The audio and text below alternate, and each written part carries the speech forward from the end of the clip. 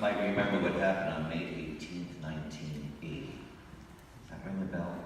May 18th, 1980. I'll give you a hint. It occurred in Washington State. At 8:32 in the morning, Mount St. Helens, a presumed inactive volcano, suddenly became alive in a very big way. For months prior to May 18th, there were small earthquakes that were felt, tremors in the area. Steam vents started appearing on the mountain, and it appeared to people that the mountain, the side was bulging. Okay?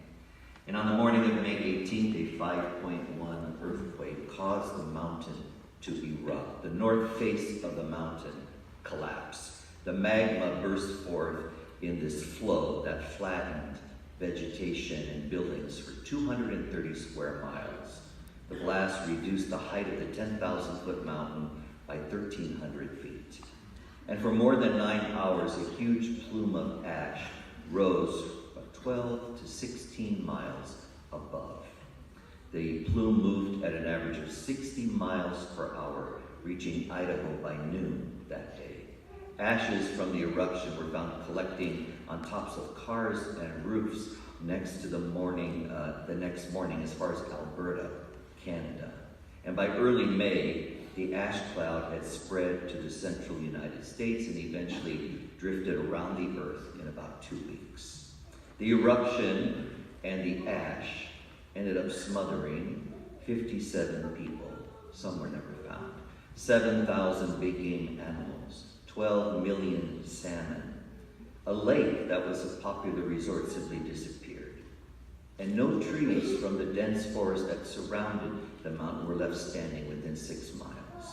For miles around the mountain, the ash reached 3 feet deep. If you look at before and after photographs of Mount St. Helens, you'll see how this once rich vegetative area surrounding a beautiful snow-capped mountain was turned into something looking like a moonscape without any life. Yet amazingly, within the year, there were signs that a new ecosystem was developing.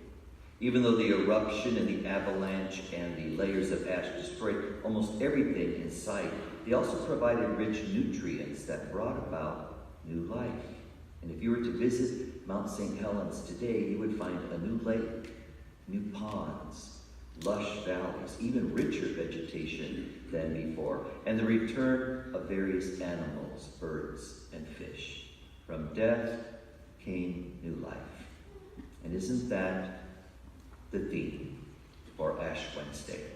As people of faith gather in various churches today to begin the 40-day journey through Lent, we begin our journey by getting some ashes placed on our foreheads in the sign of the cross and being told, remember you are dust, and to dust you shall return.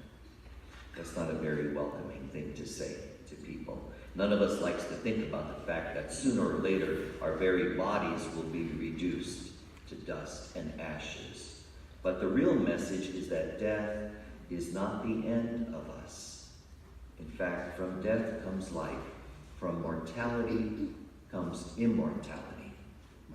Even ancient peoples recognized this symbol, powerful symbol that ashes presents. When people in ancient Israel were called to repent of their sins, they would put on rough clothing, sackcloth, something similar to burlap. They would cover their heads in ashes. Sometimes we read that they sat in ashes, and they even put ashes on their animals, their farm animals. And they would spend a period of time in prayer and fasting. That's because they recognized the consequences of sin. They knew that sin